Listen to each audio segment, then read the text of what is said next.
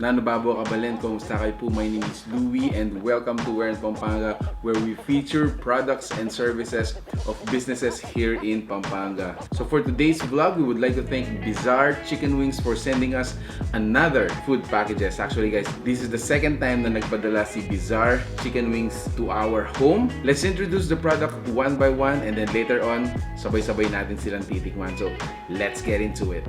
First box. So our first product is half dozen wings. Flavor niya ay salt and pepper. So let's open it. Oh, wow. There you go, guys. Okay, let me put this here.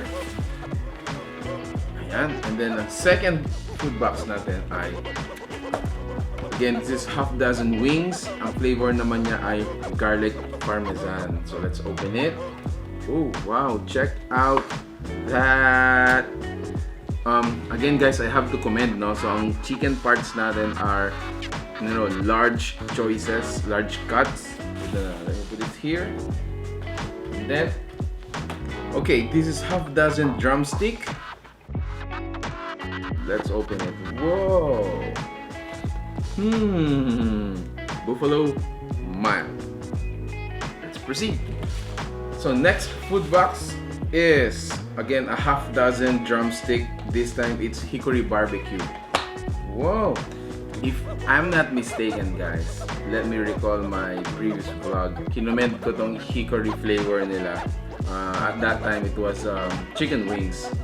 So yeah, I'm actually excited to taste this one. Hickory barbecue drumstick. Ito pa sa mga bagong line of dishes nila.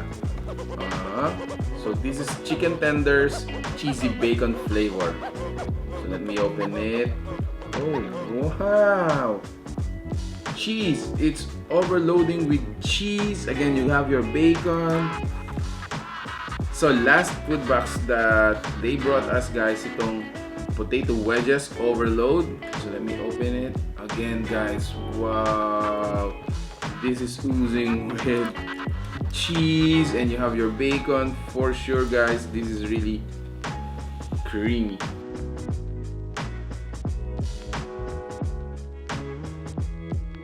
Enough with the talk guys, let's taste them. I think I'm gonna go first with the chicken tenders.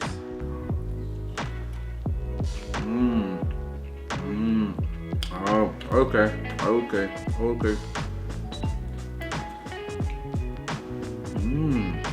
Oh wow. So again, this is the Hickory barbecue drumsticks. Oh wow. Let's taste them.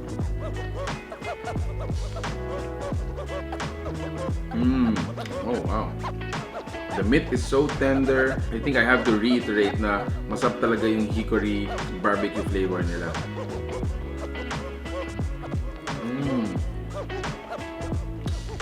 Oh wow. Mapapakanin ka talaga. It's a bit spicy and at the same time sweet. Next to taste, itong kanilang buffalo mild drumstick. Let's see. For food, I actually like spicy food. Hopefully this, kahit mild lang siya, is, you know, it would still suffice yung spiciness na talagang gusto ko sa mga pagkain.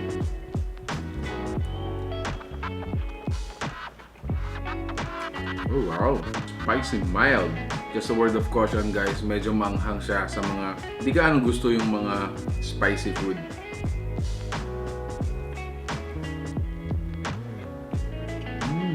Woo! So, probably as a final word for Bizarre Chicken Wings, I think they could still push a little bit more yung mga flavors nila deep into the meat. That will surely level up every piece ng mga chicken nila. Again, I would like to commend their portions, their cut sizes. It's really huge.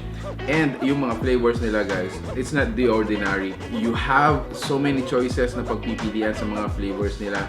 Just check out their menu. You can also check their fan page for amazing feedback from the customers, how they are really satisfied guys. And then nga pala guys, before I forget, starting June 12, mag-open na sila sa San Fernando, Pampanga for pickup and delivery. They are located at Lot 5, Block 5, San Agustin Street, Don Ramon Village, San Agustin, City of San Fernando, Pampanga. Hopefully, matikman nyo rin ang mga products ni Bizarre Chicken Wings. So what else should I say?